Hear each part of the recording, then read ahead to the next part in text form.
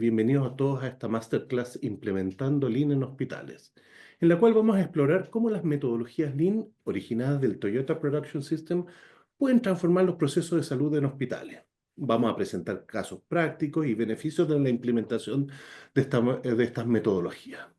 Y para ello contaremos con un selecto grupo de especialistas de gran renombre. Primero, presentará el doctor Luis Sember, urgenciólogo y past president de la Sociedad Chilena de Medicina Urgencia y jefe del Servicio de Urgencias de Hospital Clínico UC Christus e investigador asociado al Centro de Gestión de la Producción UC GPUC, quien explicará el modelo Lean y cómo se ha incorporado en la salud. Continuaremos con el doctor Javier Salá, cardiólogo e indiscutido líder en Lean Healthcare, Chief Medical Officer y Chief Operations Officer del Instituto Modelo de Cardiología de Córdoba, Argentina, y profesor asistente en Wayne University, quien nos presentará aplicaciones de Lean en hospitales. Finalmente, y ahí no sabemos si vamos a poder contar o sí con el doctor Juan Carlos Patilo, porque él actualmente está en un pabellón y no sabemos si va a tener problemas para conectarse. Así que vamos a ver. Pero él es cirujano especialista en cirugía pediátrica, director médico del Hospital Clínico C. Christur y profesor asociado a la Pontificia Universidad Católica, que nos va a presentar los beneficios de implementar Lean en el hospital. Esta clase es parte de lo que ustedes podrán encontrar en el Diplomado Lean Healthcare que estaremos ofreciendo el próximo año. Por favor, háganos llegar sus preguntas y al final de la charla les trataremos de dar respuestas. Sin más, los dejo ahora con Luis Sember, que nos va a presentar el modelo Lean y sus aplicaciones en salud. Adelante, Luis. Hola a todos, ¿cómo están? Muchas gracias, Alejandro, por esta invitación. Para nosotros, desde la Facultad de Medicina, es muy importante poder participar en conjunto con otras facultades en mejorar la forma en que trabajamos en los hospitales. Y yo les voy a presentar cómo se ha ido aplicando Lean en Salud para que tengan una pequeña idea de cómo ha estado interactuando. Voy a compartir mi pantalla para que empecemos. Lean en Salud partió hace varios años, que eso es lo más importante. Lean significa que es algo que no tiene desperdicio. ¿Y por qué es importante? Porque nosotros tenemos que entender de que en la actualidad el paciente no es solo paciente, sino que además es un cliente, que nosotros tenemos una estación de trabajo, que es nuestra unidad de producción, que puede ser pabellón, puede ser un box de atención en un servicio de urgencia, puede ser una consulta médica, un box de procedimiento, que el proceso de atención del paciente es importante conocerlo no solo desde el punto de vista del equipo clínico, sino también conocerlo desde el punto de vista del paciente, porque a uno cuando va a algún lugar le gusta saber a qué se va a enfrentar. Entonces, por eso que es importante conocerlo. Y cuando uno tiene un problema, es importante buscar la causa raíz. Estas son las cosas que yo les voy a explicar y ver cómo esto impactó a través del Lean, empezó a impactar en salud. Estos son los lugares en los cuales yo trabajo, en la red de salud UC Christus. Soy el past president de la Sociedad de Medicina Urgencia, soy parte del Centro UC de la Facultad de Ingeniería de Excelencia en Gestión de la Producción GPUC y trabajo en la Escuela de Medicina de la sección de Medicina Urgencia. Y además con Alejandro y con Javier participamos en un grupo que estamos viendo cómo desarrollar mejores herramientas de operaciones para salud. Esta es la salud habitualmente. Esto nos pasa a nivel de salud. Nosotros recibimos una gran demanda de pacientes y muchas veces no podemos entregarles la atención que requieren ni en el tiempo que requieren. La gran mayoría de la gente, especialmente en los departamentos de urgencia, donde yo trabajo, eh, tienen expectativas de qué es lo que van a recibir. No me quiero referir al motivo de consulta, a la parte médica, sino que además el paciente tiene una expectativa de qué es lo que va a recibir durante la atención y muchas veces le gustaría saber cómo lo va a recibir. Y en la actualidad, si se fijan, eso no es algo que esté siempre pasando. Los hospitales crecen de forma desordenada y al crecer de forma desordenada, esto provoca de que no exista una forma orgánica de su crecimiento que permita que el flujo sea adecuado. Entonces, si nosotros tenemos una forma inorgánica de crecimiento en un hospital y además tenemos un desconocimiento o tenemos mal ruteado cómo el paciente viaja a través de esto, nos va a generar el doble de problemas. Y muchas veces, producto de lo vertiginoso que es el trabajo en salud, nuestros puestos de trabajo son desordenados, lo que lleva a que no tengamos un adecuado desempeño porque perdemos tiempo en buscar documentos, en buscar información o en poder sentarnos en un lugar donde trabajar. ¿Qué genera esto? Genera muchas veces que el sistema de salud, los médicos y las enfermeras, los TENS, o sea, de servicios, caigan en situaciones de estrés muy complejas, que no son derivadas de la sobrecarga de trabajo, sino del desorden en el proceso y en los lugares donde trabajamos. El sistema de salud se comporta de esta forma. Son múltiples interacciones que van a participar para poder entregar el servicio al paciente. Y muchas veces se genera la pelea entre la parte administrativa y la parte médica. Entonces uno tiene que tratar de buscar un idioma que sea lo más común para los dos. Y Lean ha demostrado ser un idioma común porque tiene gestión de operaciones, que es la forma en que muchas veces lo habla la parte administrativa, y tiene un método científico, sigue el método científico, y eso permite de que los que nos educamos en salud sea más fácil de entenderlo. Los servicios de urgencia muchas veces uno puede pensar que uno trabaja de forma ordenada, que uno tiene 20 minutos por paciente, pero puede pasar, como lo que nos pasó hoy día con el caso de Juan Carlos, de que puede salir una urgencia quirúrgica y uno tiene que interrumpir la tabla. Puede que en el caso de una urgencia que haya una reanimación y hay que enfocarse en ese paciente. Y eso hace que muchas veces nuestro proceso que creemos ordenados entre en un desorden. Mientras más, mientras menos conozcamos nuestro proceso, más difícil va a ser para nosotros ver cómo hacemos que este tipo de situaciones engran. Muchas veces pensamos que este es un servicio de salud. Entra el paciente por un lado, se le entrega la atención y sale por otro. Pero en realidad no es eso, es como yo les mostraba antes. Es un sinnúmero de situaciones que interactúan. Y además tenemos muchas veces que alguien llega con la bala de plata, con la solución de que háganlo de esta forma porque a mí siempre me ha resultado. Lo que a otros le ha resultado no necesariamente nos va a resultar a nosotros porque tenemos que adecuarlo a nuestra situación real. Y aquí es donde uno tiene que aprender a mirar fuera de la caja. Esto pasó en Estados Unidos, en el Virginia Mason, en el año 2006, que es este hospital ubicado en Seattle, encontró que tenía que mejorar la forma en la cual gestionar sus procesos, en la cual ver el viaje del paciente durante la hospitalización, pabellón, la atención en una consulta o en un servicio de urgencia. ¿Y qué hizo? Se dio cuenta que en Japón, en la industria Toyota, había un sistema de producción en la cual cualquier persona que participe en el proceso podía interrumpir la línea de producción si encontraba un fallo. Y que es un poco distinto como pensamos en salud. Muchas veces en salud nosotros pensamos que solo el médico o los jefes pueden levantar la mano y decir, aquí hay un problema. Y esto es lo que ellos les llamó la atención de este sistema. Entonces envió a todos los jefes de servicio médico y enfermería a trabajar como operarios en las plantas para capacitarse y comprender este modelo. ¿Y qué se dieron cuenta? Que en salud esto podía ayudar a eliminar el desperdicio de los procesos, a cortar el tiempo de ciclo, y eso me significa que tengo una mayor disponibilidad de la unidad operativa, que puede ser pabellón, consulta, un box de atención, para atender pacientes, y eso me permitía atender más pacientes. Se aumentaban las actividades que agregaban valor. Y esto es súper relevante porque al yo poder aumentar las actividades que agregan valor, yo puedo darle al paciente lo que realmente demanda, porque el valor lo decide el paciente. Y uno apuntar a los procesos que crean valor. ¿Qué quiere decir esto? Que yo con esto, al identificar el valor, aumentar lo que agrega valor para el paciente, puedo enfocarme en eso. Y aquí hay algo súper importante que un profesor dijo al respecto, que Lynn no quiere participar, no quiere meterse en el momento ni en la relación médico-paciente, sino que lo que intenta cambiar es el 95% del tiempo en que el paciente no está con el personal de salud. Entonces, todo lo que a nosotros nos apoya para dar nuestra atención lo mejora y permite de que el momento de la verdad, que es el momento en el cual atendemos al paciente, sea lo más limpio posible y sea lo mejor para el paciente. Existe mucha literatura que a partir del 2006 ha ido saliendo, Estos son los que personalmente a mí me gustan mucho más. Lean Hospital es un libro que tiene la gracia que explica el modelo y que explica cómo se ha ido implementando.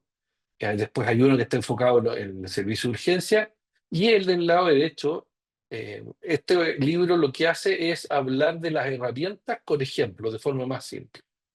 ¿Qué es lo que busca el Lean? ¿Cuáles son los principios del Lean? Identifica el valor, pero el valor lo identifica centrado en el paciente. Yo mapeo ese flujo de valor, hago que eso fluya, hago que eso tenga un sistema pull, quiere decir que yo no empujo al paciente a la próxima parte, sino que la próxima parte del proceso me pide al paciente. Un ejemplo es, por ejemplo, los servicios de radiología, que son servicios de soporte para la gran mayoría del hospital, y eso es lo que yo hago ahí es que ellos me piden el paciente y yo no voy generando una cola innecesaria y a la larga lo que buscan todos estos sistemas de gestión de procesos es la perfección.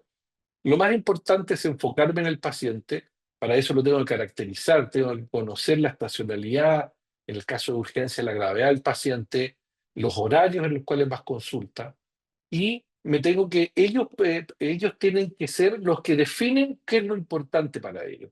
Aquí lo bueno que tiene el IN es que nos saca del foco de la enfermedad y pone al paciente en el centro. Es importante conocer el equipo y aquí empiezan a aparecer algunas herramientas interesantes.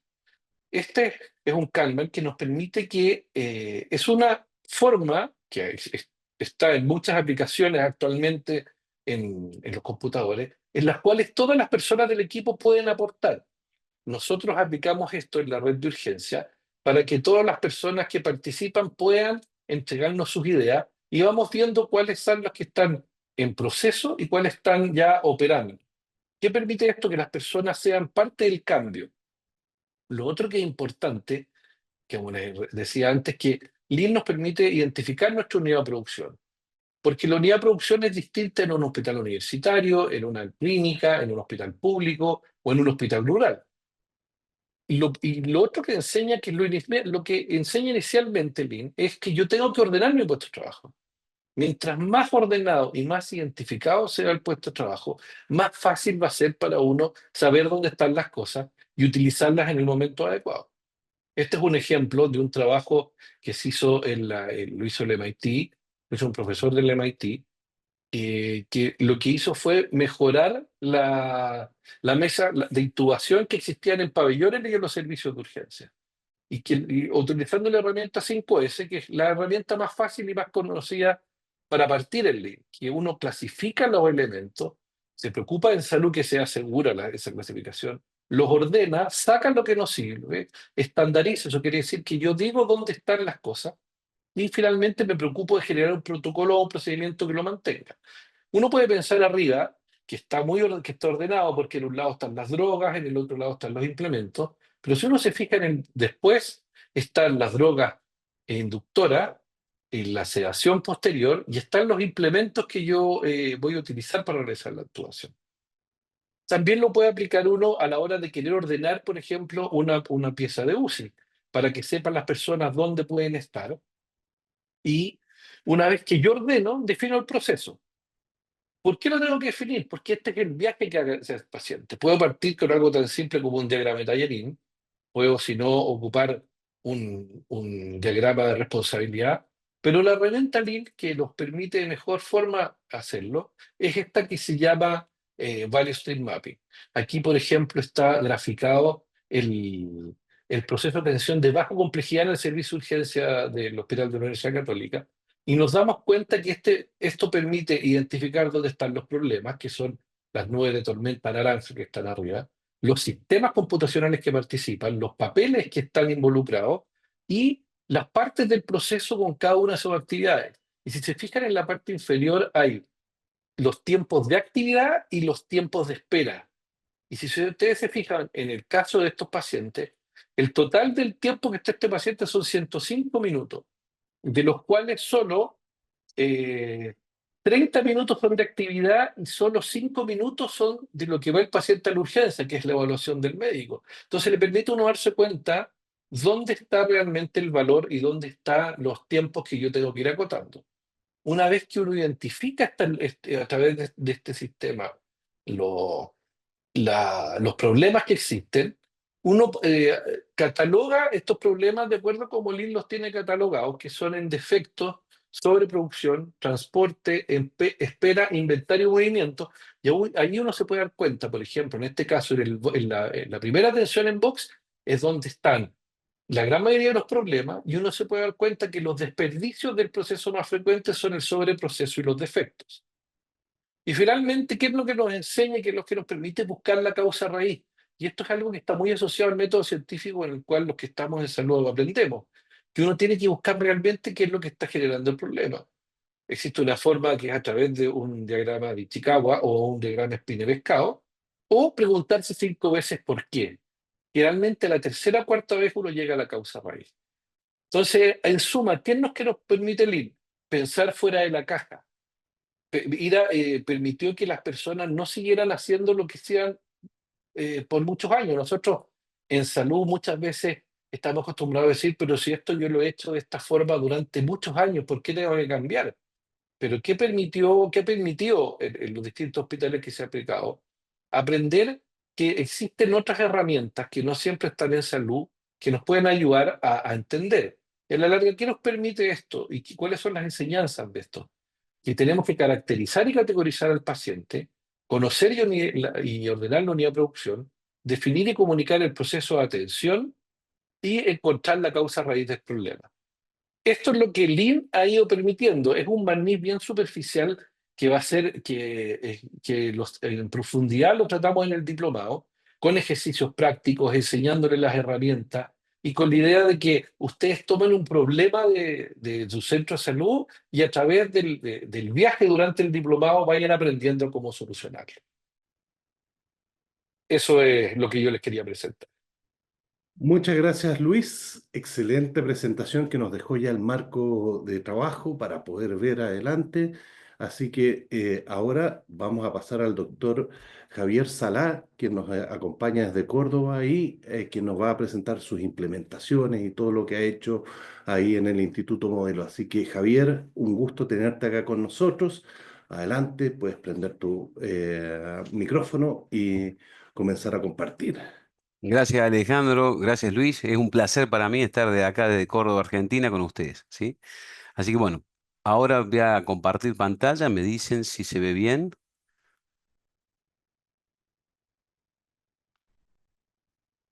¿Se ve bien, Alejandro? Se ve perfecto, excelente. Adelante, Bueno, Javier. perfecto. Muchas gracias. Bueno, la idea para mí es simplemente compartir con ustedes un poco de lo que es el journey nuestro, ¿no? O sea que cuánto nosotros hemos hecho acá dentro de nuestra institución en esta transformación, en este camino Lean, ¿sí? Y titulamos el tema de la charla Lean Healthcare, eficiencia y cuidado en cada latido. Soy cardiólogo y por eso creo que es importante que cada latido que tengamos podamos hacer mejor las cosas para nuestros pacientes. Un poquito sobre nuestra institución. Estamos localizados en Córdoba, Argentina.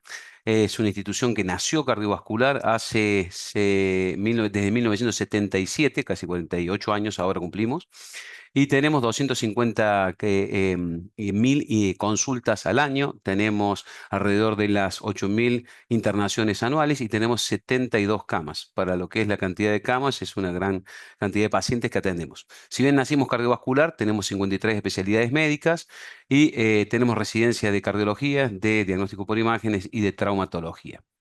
Nuestro norte verdadero y filosofía institucional es primero el paciente, segundo el paciente, tercero el paciente y la familia del paciente. Nuestra meta principal es mejorar el cuidado del paciente y para eso Lean nos ha ayudado muchísimo desde el 2012 que empezamos nuestro journey, ¿no? Nosotros trabajamos muy eh, muy duro, digamos así, muy intensamente en que sea siempre un cuidado personalizado del paciente. Hay que tener cuidado en estos tiempos que se empieza a despersonalizar el cuidado. Y el trabajo en equipo es fundamental en la medicina porque es muy difícil abarcar todo el conocimiento y a la velocidad que va evolucionando la medicina.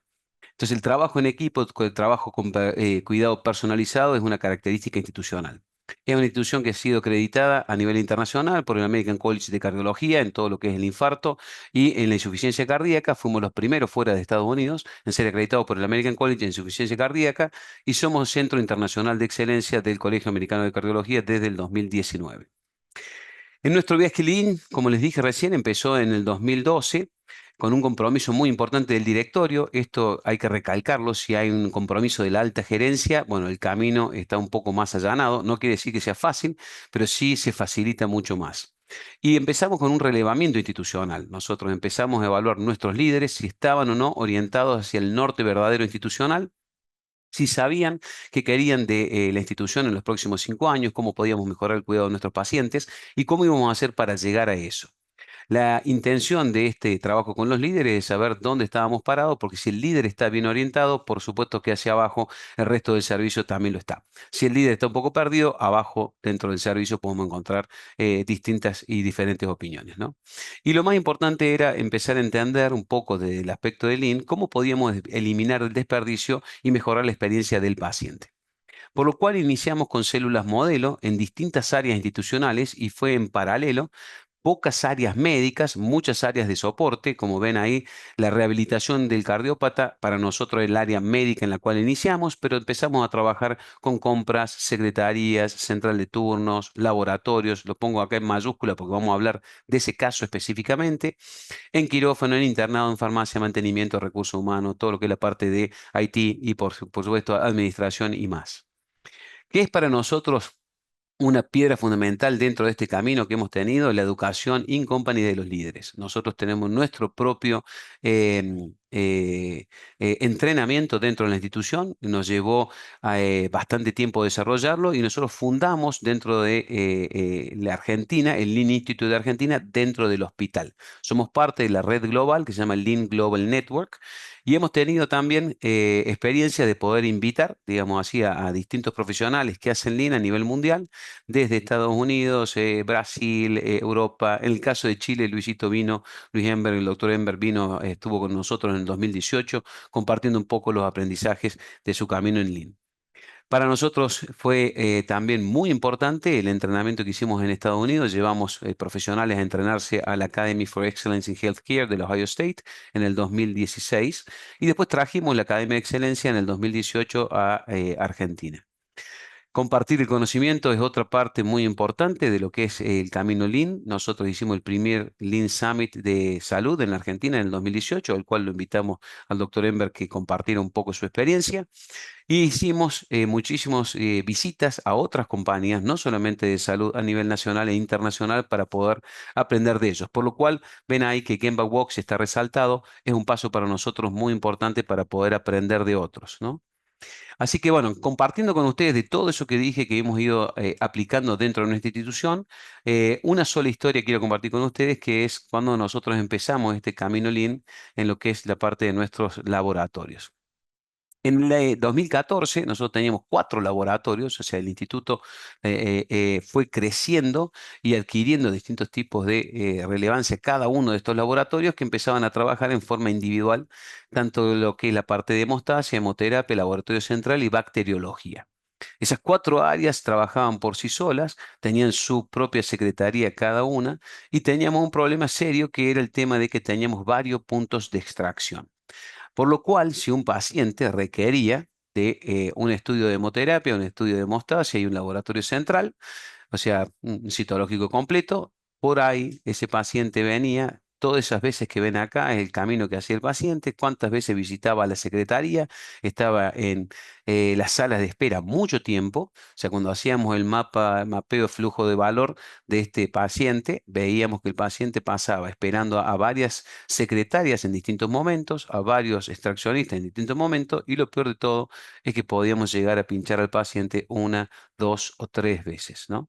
Y eso no nos dimos cuenta hasta que no mapeamos, hasta que no seguimos el journey del paciente de lo que estábamos haciendo. Por lo cual nos planteamos rediseñar todo el proceso, rediseñar la forma en la cual trabajamos y agregarle valor al paciente en cada paso que el paciente da en nuestra institución para un análisis. Por lo cual simplificamos muchísimo y hicimos que el paciente solamente espere una sola vez a la secretaria, y nosotros eso lo tenemos hoy mapeado digitalmente: cuánto espera cada paciente, cuántos segundos, cuántos minutos para cualquier tipo de secretaría dentro de la institución, no solo lo que es la parte de el laboratorio y después cuánto tiempo esperaba a que el bioquímico le pudiera tomar la muestra de sangre. Con una sola muestra se repartía, digamos así, la muestra para los distintos tipos de análisis y el paciente se iba a la casa lo más rápido posible. Por supuesto que esto no fue tan fácil como yo lo estoy diciendo. Hubo bastante resistencia, como dijo Luis. El tema en medicina hace años que venimos haciendo esto, es una frase que se escucha mucho. También no nos ha ido mal de la forma que hemos trabajado porque tenemos que cambiar, etcétera, etcétera. Hubo que romper varios conceptos que teníamos de que hacíamos las cosas bien porque realmente podíamos hacerla mucho mejor. ¿Y cómo pudimos nosotros romper con ese tipo de pensamiento? Preguntándole al paciente, que realmente es la persona a la cual nosotros nos debemos. ¿Cuánto tiempo, por ejemplo, acá es una encuesta, cuánto tiempo el paciente esperaba antes del cambio y cuánto esperaba posterior al cambio? Y esto era una percepción, nosotros le llamamos la voz del paciente, ¿no? Entonces nos preguntábamos, ¿qué piensa el paciente? ¿Cuánto espera? ¿Cuántos piensan que esperan menos de 10 minutos? ¿Cuántos piensan que esperan entre 10 y 20 minutos? ¿Y cuántos piensan que esperan más de 20 minutos? Entonces, fíjense acá, precambio prácticamente había 33, 33, 33. Fíjense, el 36% pensaba que esperaba menos de 10 minutos a la secretaria. El 31% pensaba que esperaba entre 10 y 20 minutos y el 33% pensaba que esperaba más de 20 minutos. Si esto ustedes lo atan a que yo dije que nosotros teníamos varias secretarías, fíjense que si un paciente esperaba 20 minutos para poder hacer un laboratorio central, otros 20 minutos para poder hacer una hemostasia y otros 20 minutos para poder hacer un análisis de hemoterapia, fíjense que tenemos el paciente esperando más de una hora solamente a una secretaria. Y el paciente no viene a esperar a la secretaria, viene realmente a hacerse un análisis de sangre. Entonces teníamos mucho por mejorar. ¿Y qué vimos ahí después de haber hecho todo ese cambio en esos meses? Que hubo una amplia satisfacción porque el paciente percibe después del cambio que el 80% de ellos espera menos de 10 minutos, el 17% esperaba entre 10 y 20 y el 4% esperaba más de 20 minutos. Esto para nosotros es muy importante porque es la voz del paciente, ¿no? O sea, nosotros acá seguimos 4 distintos tipos de voces, le decimos la voz de la dirección, la alta dirección, o sea, cuál es el verdadero norte a donde tenemos que ir, que para nosotros ya se lo dije, primero el paciente, segundo el paciente, tercero el paciente y la familia del paciente, cuidado personalizado y trabajo en equipo. Segundo, qué piensa el paciente de nosotros, o sea, la voz del paciente, esta es muy importante, la voz del paciente. Tercero, la voz de los procesos, nosotros medimos todo lo que podemos para poder saber cómo estamos prestando ese servicio al paciente. Y cuarto, la voz de nuestra gente, de cómo piensan que están haciendo el trabajo y cómo pueden mejorar. Acá está cuánto esperaba después de ser recepcionado el paciente a que se le saque sangre por un bioquímico. Y fíjense que previo al cambio, si bien era mejor la performance, o sea, no esperaban tanto al bioquímico como esperaban a la secretaria, o sea, nuestros pacientes, el 62% pensaba que esperaba menos de 10 minutos, 28% entre 10 y 20 y 10% más de 20 minutos, pudimos mejorar eso ampliamente, o sea, el 82% pensó post cambio que esperaba menos de 10 minutos, solo el 16 entre 10 y 20 y solo el 2% más de 20. Entonces eso fue lo que demostró un poco al status quo que teníamos y a esa resistencia al cambio, la importancia de haber aplicado Lean en todo este proceso y agregarle valor al paciente y disminuir las etapas. Hicimos una encuesta también que para nosotros fue muy importante, que era saber si el paciente era la primera vez que venía, si se sentía más cómodo con la nueva secretaría, si se te parecía que era más cómodo el espacio en el cual se le realizaba la extracción y si notaba una mayor rapidez en el proceso de atención y de extracción de sangre. De esos pacientes, el 78% le decíamos que son frequent flyers, ¿no? Son pacientes que vienen habitualmente a nuestra institución y con esos pacientes pudimos evaluar el antes y el después de estos cambios que hicimos, ¿no? Y lo que encontramos en esa encuesta fue que el 98% encontró una mayor comodidad con la nueva secretaría, el 97% mayor comodidad en la extracción de sangre y el 94% mayor rapidez en el proceso de atención. O sea, por lo cual, excelente para nosotros los resultados, una satisfacción muy importante de nuestros pacientes que son frecuentes. ¿Cómo está el laboratorio hoy? El laboratorio ha seguido evolucionando desde esa época a hoy, tiene múltiples iniciativas y hoy tenemos todo lo que son los KPIs, digamos así, los KPIs de calidad, de seguridad, de eficiencia y de productividad. Y después tenemos un tablero de manejo visual diario de cómo nos está yendo. Entonces acá simplemente para modo de ejemplo, del lado izquierdo en calidad, nosotros usamos Six Sigma para saber que los analitos que realizamos son con altísima excelencia y el error prácticamente es nulo. En lo que es la parte de eficiencia para, digamos, y tener en cuenta nosotros, bueno, cuánto tiempo nosotros tardamos en hacer una troponina. El primer gráfico que no se puede distinguir, yo lo entiendo, digamos así, tiene lo que es el reporte mensual del tiempo que tardamos en hacer puerta troponina y cuántos pacientes están arriba del 90% dentro de los 60 minutos, que es la métrica institucional internacional también de calidad. Por ejemplo, este gráfico que está acá se nutre de esta información. O sea, este tablero es diario y esto nutre mensualmente acá las métricas. Entonces, por ejemplo, acá el turnaround time de troponina para el infarto, 22 minutos fue la media, 25 minutos la máxima, 100% de los pacientes se hizo el turnaround time del laboratorio dentro de los 35 minutos.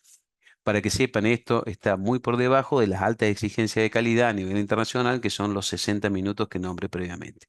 Segundo, importantísimo para nosotros como médicos, tener los informes en tiempo y forma de los laboratorios de la mañana. Entonces, cuando los bioquímicos a las 7 de la mañana procesan las muestras, ¿a qué hora nos informan? Nosotros, las revistas de salas, tenemos que tener los resultados para tomar decisiones.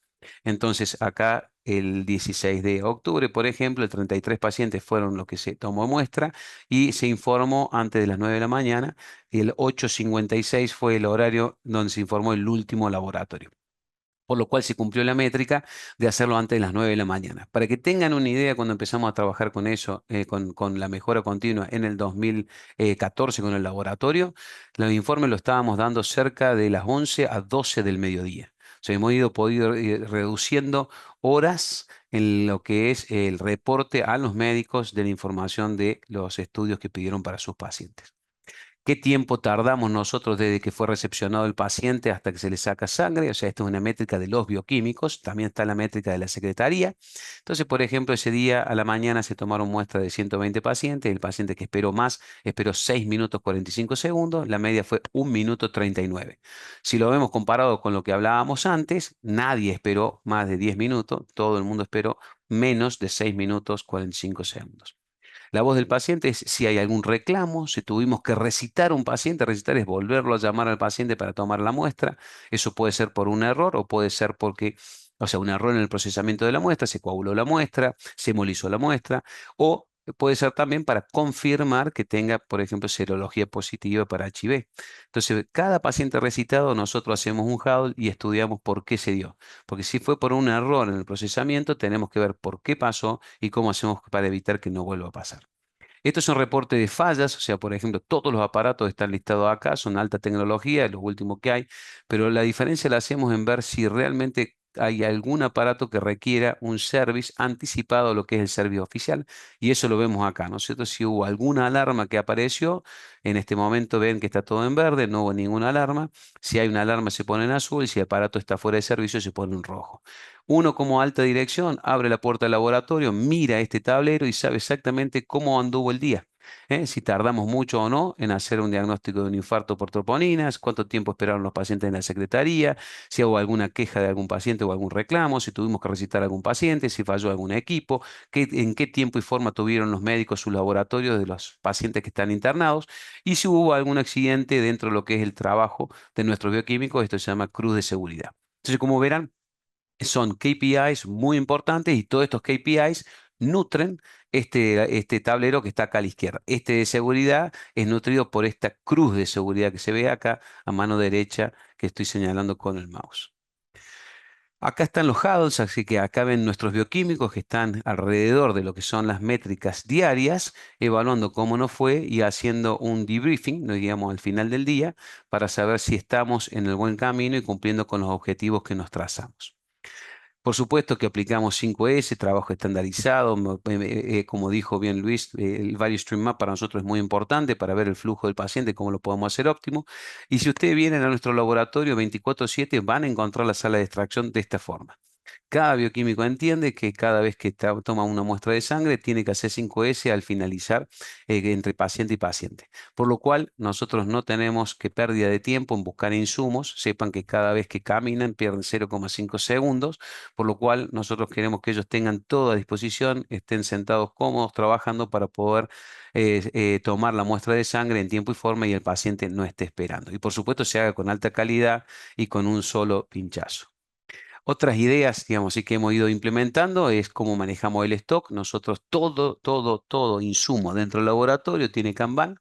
Tenemos un stock de 15 días y tenemos diversificado cómo se hacen los pedidos en base a si va al laboratorio directo, si va a farmacia, cómo nosotros podemos mediante las tarjetitas de Kanban hacer la señal de la compra de insumos y en base a eso nunca tenemos que salir a comprar, pagar sobreprecio, tenemos que perder el tiempo buscando insumos y podemos trabajar siempre en forma ordenada y planificada.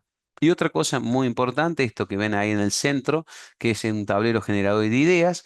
Bueno, lo que ven acá del lado izquierdo son ideas pendientes a realizar, ideas que están en proceso y todas las ideas de mejora que ya hemos implementado a lo largo del año. Todos los años, al final del año, vamos contando qué cantidad de mejoras se implementaron y cómo eso nos impactó. Entonces, lo que esto para nosotros es muy importante porque esta que es la voz de nuestra gente, nosotros decimos, bueno, ¿cómo podemos mejorar la forma de trabajar? Quien lo hace es la misma gente que trabaja dentro del laboratorio, son todos nuestros bioquímicos, nuestros secretarios, que dejan acá sus ideas, se evalúan en base a una matriz de beneficio y esfuerzo y se ponen en proceso y luego a final del año festejamos todas las mejoras que fuimos haciendo para poder agregarle valor a nuestro paciente. ¿Cuáles fueron los principales desafíos de este camino que llevamos ya 12 años? Bueno, la falta de compromiso de algunas áreas de los líderes, ¿no? Por el hecho de estar en status quo, como decía Luis al principio, una vez que uno se siente que lleva varios años haciendo esto, no tiene más que aprender, pone piloto automático y trata un poco de pasarla mejor. Eso vemos que no es para nada beneficioso para el paciente y queremos sí o sí que nuestros líderes estén constantemente comprometidos con la mejora continua. Otro desafío es la resistencia al cambio de staff y de líderes de adoptar una cultura Lean porque ignoran el beneficio que tiene y eso es común en todo el sector salud a nivel mundial. No es un tema solamente de nuestra institución, sino que eso lo he visto, he tenido la suerte de poder visitar hospitales en Chile, así que también veo que eso pasa en Chile. Falta de participación del personal, hay bajo interés muchas veces porque de vuelta no ven cuál es el beneficio, tienen falta de confianza porque piensan que puede ser reemplazados a medida que se van optimizando los procesos, tienen miedo a esa eliminación de puestos de trabajo y una reducción de pasos y etapas que ellos consideran que por ahí es innecesaria porque de vuelta desconocen el camino de la mejora continua y desconocen el valor que tiene eso para el paciente. También puede haber falta de colaboración en la solución de problemas transversales, o sea, el trabajo a nivel institucional, cómo yo puedo mejorar mi área sin impactar y ir en detrimento del área que es la que sigue. O sea, yo tendría que ver siempre cómo sistémicamente puedo mejorar actuando localmente, ¿no? Entonces, los líderes médicos seleccionados tienen también un problema. Muchas veces nuestra tradición era seleccionar al médico que más sabía de la especialidad como líder y la realidad es que esa persona es la que más sabe la especialidad, pero quizás no es el mejor líder, ¿no? Entonces es importante para nosotros seleccionar hoy los líderes según el liderazgo en la gestión que tienen de cambio y el conocimiento de apertura a la mejora continua, ¿no? Entonces, para nosotros, otro desafío fue que, y veo eso también pasa muchas veces en instituciones en Chile, que los recursos humanos que están en los hospitales van de un hospital a otro, o sea, trabajan varios médicos en distintas instituciones, o enfermeros, o técnicos de laboratorio, o técnicos de rayos, y eso hace que la cultura de una institución hacia la otra no sea la misma y sea más difícil todavía que se pueda unificar el criterio institucional en forma transversal, porque las instituciones por ahí no comparten los mismos principios y valores. Y otra cosa importante es el gap en el conocimiento, ¿no? Esta diplomatura que están lanzando de la Universidad Católica me parece excelente porque es la forma justamente de generar ese conocimiento Y nosotros teníamos, cuando empezamos en el 2012, una falta de tener acá la posibilidad de capacitarnos, por eso fuimos a buscar hacia Estados Unidos el conocimiento y capacitar a nuestra gente desde el exterior. Hoy ya tenemos nuestro propio centro formador institucional y lo hemos abierto no solamente al sector salud, sino a distintas empresas que no tienen nada que ver con la salud. Entonces, ¿cuáles son las contramedidas a esos desafíos que vimos? Nosotros consideramos que dos son muy importantes. Uno, aprender de los demás, o sea, aprender de cursos como este, de diplomatura, talleres, Gemba Walks, etcétera. Un enfoque fundamental es educar a los líderes, porque si los líderes se educan en esto, después facilitan que su equipo pueda destinar tiempo a esto, entienden la importancia y la relevancia que tiene para el paciente. Y la otra cosa que es importante siempre dentro de la institución y también en forma externa es compartir los resultados, compartir experiencias, esto que estamos haciendo nosotros, o sea, compartir con ustedes un poco nuestro camino en una sola área muy puntual que es el laboratorio, cómo nosotros mejoramos, ¿no? Y un par de ejemplos de lo que nosotros hacemos. Acá tuve la suerte, digamos, y de trabajar en Japón a los 15 años. Yo no sabía que eso después se iba a llamar Lean. Y 35 años más tarde tuve la posibilidad de volver a ir y visitar, ya sí conociendo de Lean. En el 2018 estuve con Isao Yoshino, de quien escribió Katie Anderson, el libro que dice Learning to Lead and Leading to Learn. Y tuve la posibilidad de estar con ella y visitar allá desde hospitales, fábricas, museos de Toyota, etcétera, y aprender un poco más de cómo ellos han desarrollado TPS y eso que nosotros llamamos hoy Lean a nivel mundial.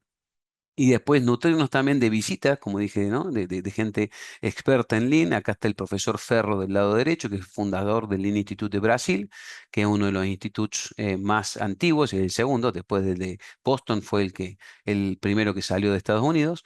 Y él enseñándonos a nosotros, desafiándonos en visitas, en las métricas, y acá ven cómo él también hacía docencia con nosotros. Esta es la jefa de pediatría, una de las médicas nuestras en el área de prevención, acá está en nuestra farmacia, etcétera, cómo nosotros tratamos de nutrirnos de cada visita que recibimos. Acá hay entrenamiento, este es un entrenamiento en Estados Unidos, un grupo, son todos médicos, el jefe de lo que es la parte de cardiopatía isquémica, jefe de hemodinamia, jefe de cirugía y jefe de insuficiencia cardíaca, cómo fuimos a entrenarnos en el 2016 a la Academy for Excellence in Healthcare en Estados Unidos, en Ohio State. La escuela de business de Fisher es la que desarrolló ese proyecto y cómo después trajimos acá, y acá tenemos todos médicos también que están participando de una actividad en la cual aprenden un poco de toda esta cultura Lean. También tenemos nuestro Lean Day, que es donde nosotros hacemos una compartida, o sea que acá hay, por ejemplo, una farmacéutica, de este lado tenemos un ingeniero de IT, esta es una médica que es la jefa del centro de rehabilitación, acá tenemos cirujano, un médico alergista, etcétera, y cómo que nosotros compartimos, hacemos workshops, hacemos entrenamientos, mostramos en formato de póster, los médicos estamos acostumbrados a trabajar con póster, pero es un póster con un formato A3, así que vamos mezclando un poco la parte científica del Lean con la parte científica médica. Y esto es voluntario, no nadie está obligado a venir y fíjense que tenemos una gran concurrencia y esto es un sábado, un día que se destina a aprender de esta cultura de los demás y a poder compartir. Y como dije, ¿no? O sea, de los summits, nosotros tuvimos la suerte de hacer el primer summit de salud en el 2018, de lo cual recibimos visitas. Como dije, Luisito vino y está sentado acá, se lo ve chiquitito, y acá está gente de Estados Unidos, de Brasil, bueno, de distintas instituciones médicas a nivel mundial, donde vienen a compartir sus experiencias y así nosotros podemos nutrirnos y poder aprender de los demás. Y una foto importante esta que están dos, digamos así, de los tres directores, fundadores de nuestra institución sentados en la primera fila, participando y aprendiendo durante toda la jornada. Eso es muy importante porque el board apoya 100% nuestra transformación cultural. No fue así inicialmente, sí es así actualmente.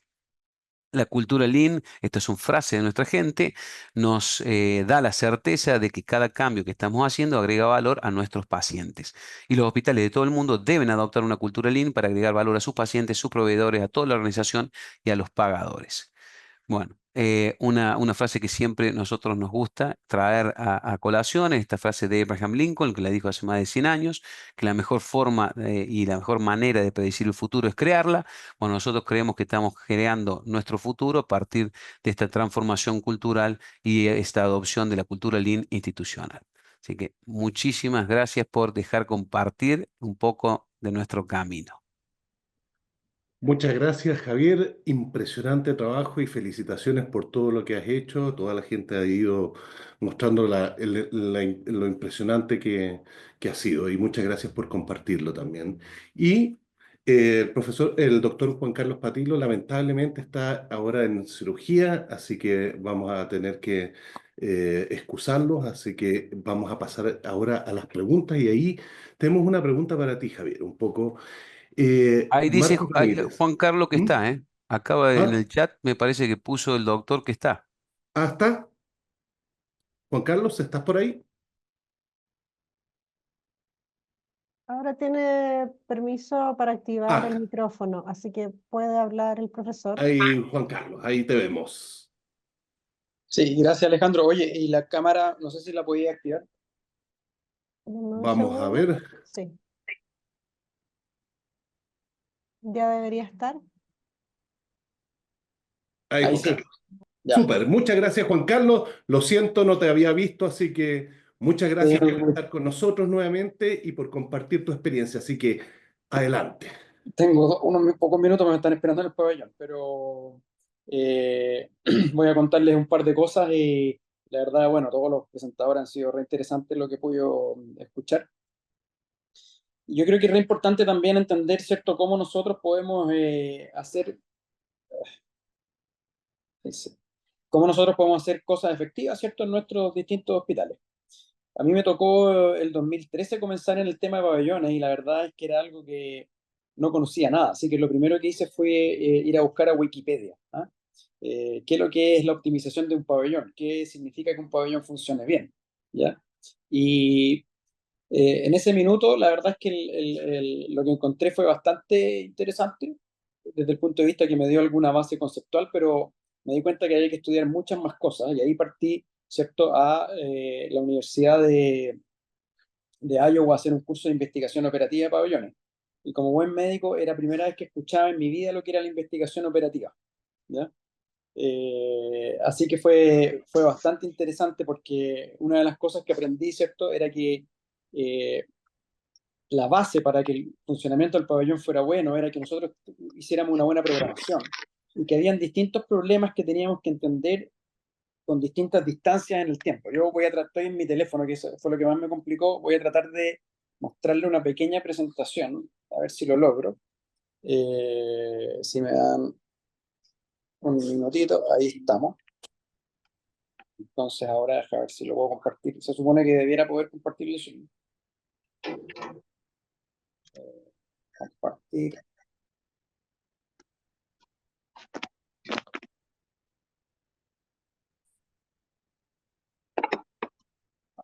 Vamos a esperar un poquito. Ya, parece que no puedo compartirles la presentación, pero sí que se lo puede tener que contar. ¿Aló? Se escucha perfecto, Ya. Juan Carlos. Sí, es que no puedo compartir la pantalla, si esa es la lata. A Sí. ver, a menos que lo haga ahí. Pero tiene permiso de coanfitrión para que pueda habilitar.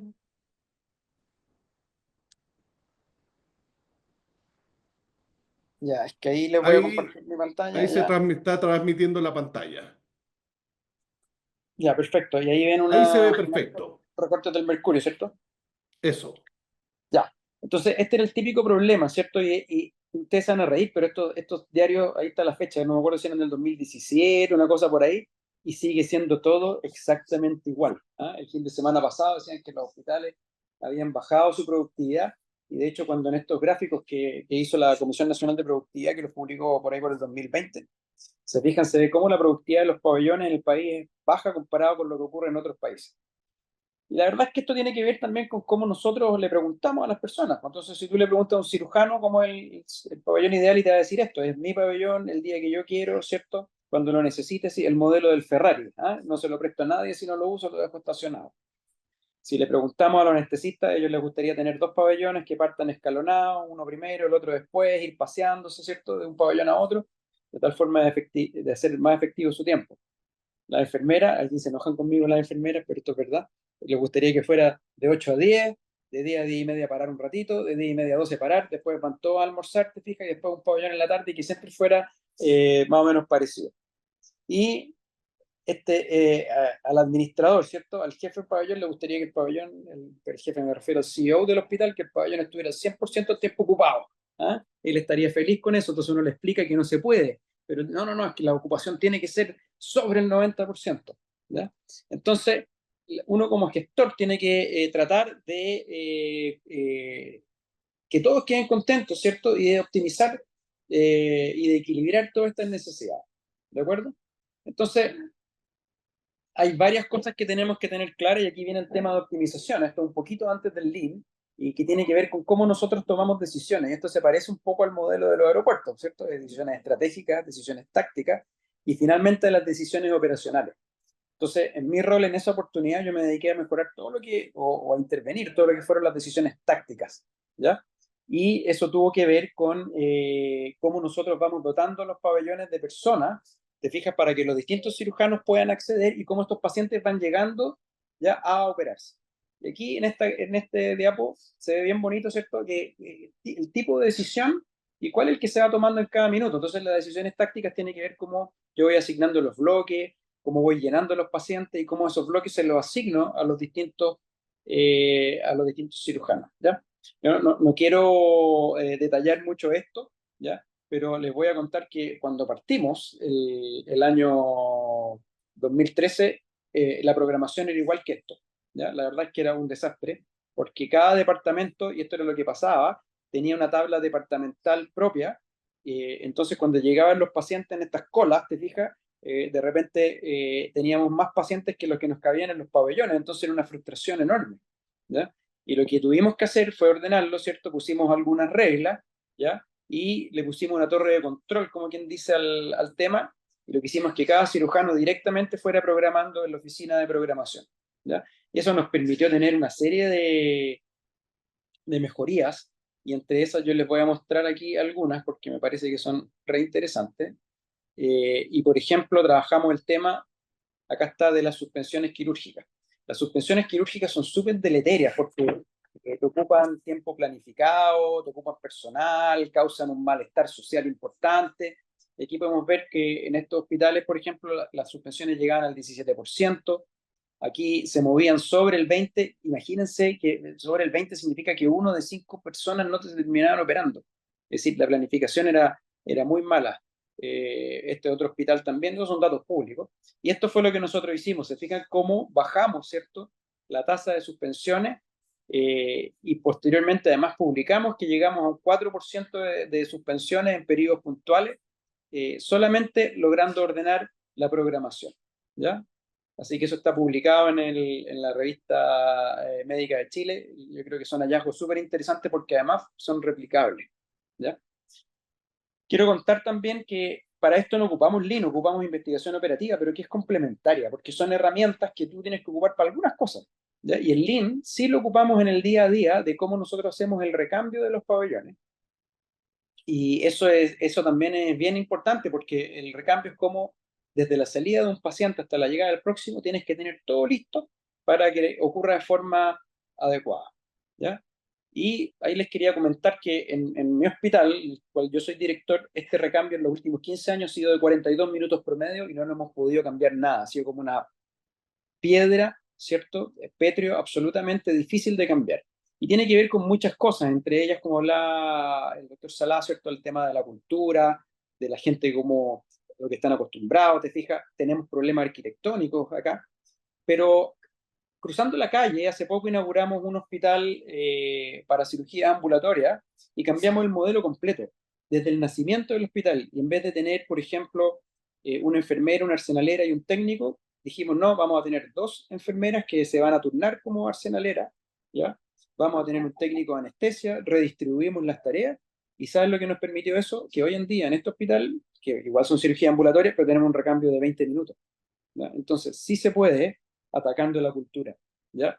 Y ahí hay que tener ojo porque hay un dicho en gestión que dice que la operación se come a la estrategia para el desayuno, o con zapatos. He escuchado las dos versiones. Bueno, la cultura se come a la operación como quiere, ¿ya? Sí, hay alguien con el micrófono prendido también. Ya lo silencié. Ya, gracias. Y oye, y finalmente quería contarles este otro cuento que es el banco de sangre. El banco de sangre, cuando a mí me tocó asumir, era unas reuniones eternas, terribles, en las cuales eran puros llantos de la jefa del banco de sangre porque decía no hay sangre, no hay sangre, no hay sangre, y todo el mundo le echaba la culpa al banco de sangre. Antiguamente los bancos de sangre se surtían con las mamás embarazadas, ¿cierto? Que por obligación las hacíamos donar, estoy hablando más de 20 años atrás, 2 unidades a cada una por el riesgo de hemorragia. Pero cuando hicimos los estudios nos dimos cuenta que eso era prácticamente inocurrente. Entonces el banco de sangre dejó de tener a estas mujeres, que eran mujeres sanas, jóvenes, ¿cierto? En edad fértil, y que daban altruistamente estas 2 unidades por si acaso. Entonces, en ese momento se decidió detener esa solicitud de donación. Entonces empezamos a hacernos la pregunta, bueno, definamos quiénes son los que necesitan sangre. E identificamos los pacientes con un riesgo perioperatorio mayor de un 20% de requerir sangre, y a esos pacientes fuimos a pedirle sangre. Cuando hicimos eso, no pasó nada. Entonces cambiamos la estrategia y dijimos, bueno, vamos a hablar con los cirujanos.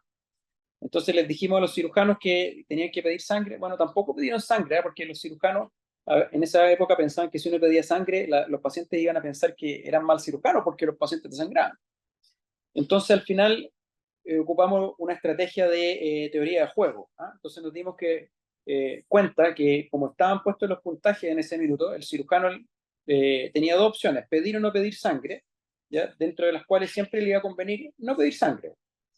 ¿Por qué? Porque, como les decía, la gente iba a pensar que el cirujano era malo, o eso creían, ¿cierto? Y los pacientes podían donar o no donar, pero si el cirujano no le pedía, no había ni una buena razón para donar. Por lo tanto, los puntajes finalmente estaban todos hacia no solicitar donante, ¿cierto? Y finalmente no donar en el fondo, ¿ya? Que era el puntaje más positivo para los pacientes. Entonces, para cambiar esto, uno usa una estrategia que se llama, ¿cierto?, de amenazas o promesas. En este caso, hicimos una amenaza que fue que si usted tiene una cirugía para la cual se requiere sangre, ¿cierto?, con un riesgo de un 20%, ahí las definimos, ¿ya? Y usted no tiene donante, existe riesgo de que se suspenda la cirugía. ¿Y qué pasó con esto? Cambiamos los puntajes. Entonces el cirujano, entre que le suspendan la cirugía y no se la suspendan, prefiere no suspenderla. Por lo tanto, empezó a pedir donantes.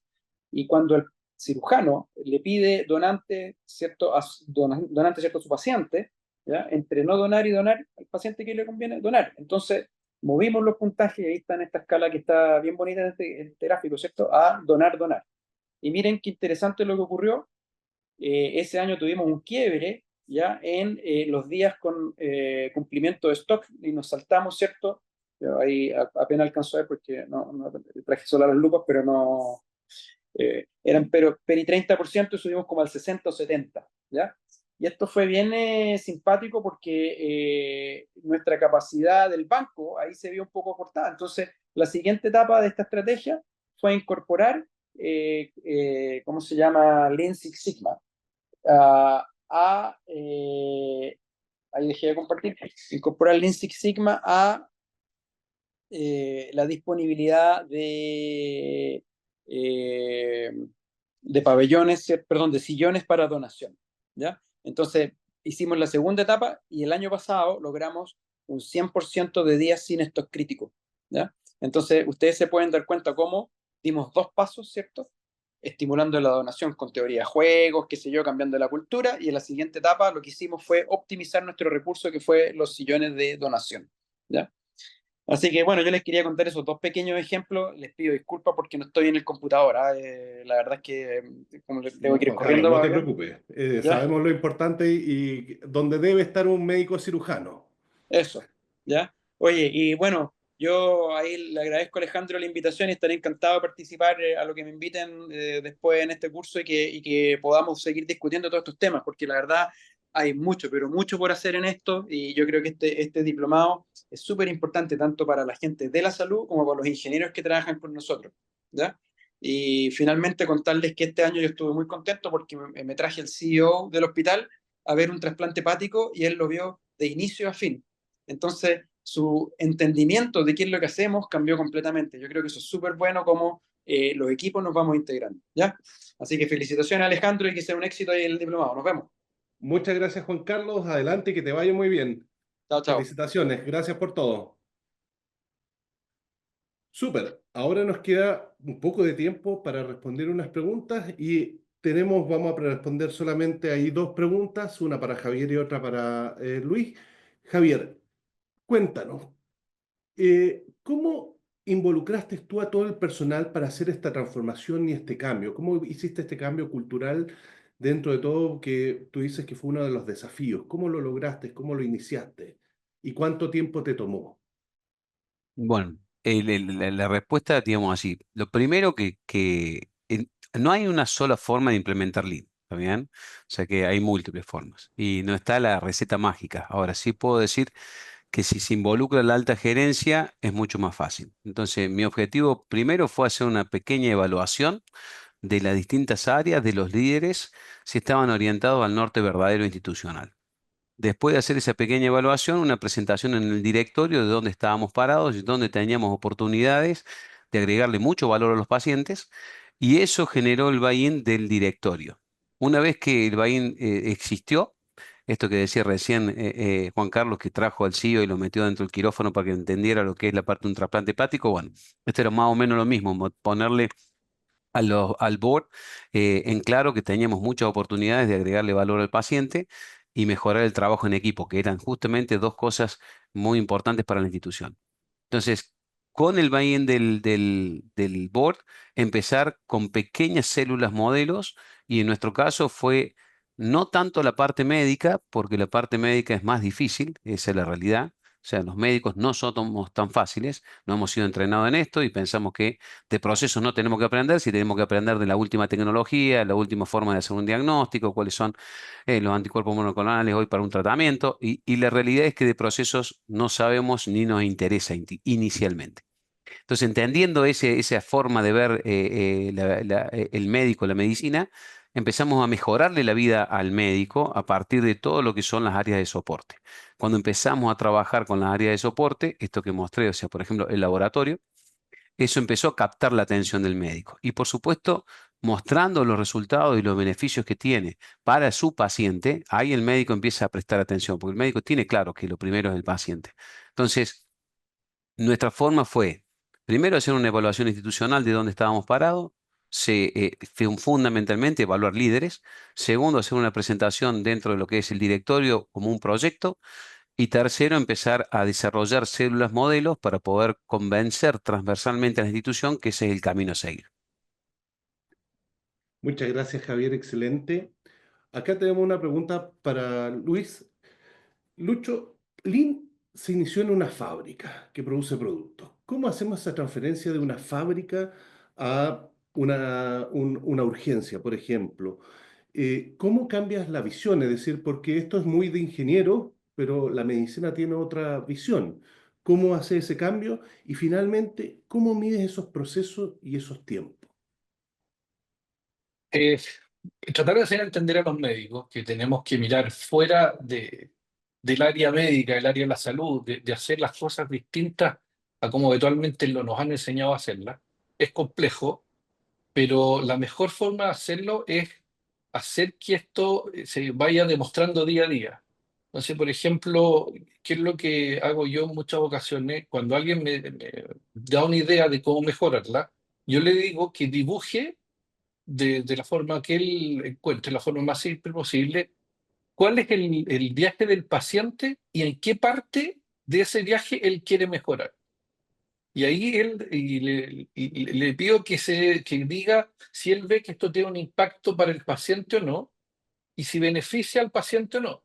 Muchas veces uno también se da cuenta en este ejercicio que hay cosas en el ambiente en el que uno trabaja que van a dificultar de que uno ponga el foco en el paciente. Y entonces este ejercicio también ayuda a que uno se dé cuenta, y a los jefes nos sirve mucho, se dé cuenta que muchas veces hay factores restrictores de la organización que hacen de que la persona pueda ver esto de forma más limpia. Por eso que es muy importante lo que dice Javier, que esto tiene que partir por los líderes y la resistencia que hubo inicialmente, uno la tiene que tratar de lograr vencer. Nosotros en el hospital tenemos la suerte de que Juan Carlos, el director médico, entiende harto de esto y le gusta que uno haga implementaciones y mejoras.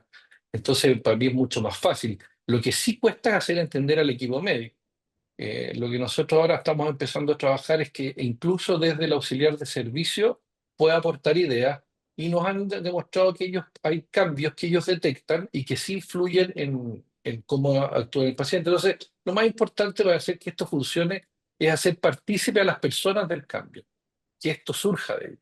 Y ahí sirve mucho hacer un Kanban en los cuales ellos van poniendo las ideas, en lo cual uno dice que pongan las ideas, una vez a la semana se elige alguna relevante que sea fácil y rápida de aplicar, y ahí uno ve después, trata de probar. Lo otro es importante siempre probar lo que la gente propone en la medida que sea posible y que no afecte ni al paciente ni a la seguridad de lo que entregamos. Súper, excelente. Estamos ahí en el tiempo, así que muchas gracias a ti, Luis, y a ti, Javier, por sus tiempos, sus cosas. Felicitaciones por todo lo que han hecho. Invitamos a todos ahí a nuestro diplomado Lean, que será el próximo año, donde podrán vernos más tiempo. Así que 1 millón de gracias a todos los participantes y a todos. Y nuevamente gracias, Luis, gracias, Javier, y gracias, Juan Carlos, que está en el pabellón ahora. Así que los dejamos. Muchas gracias.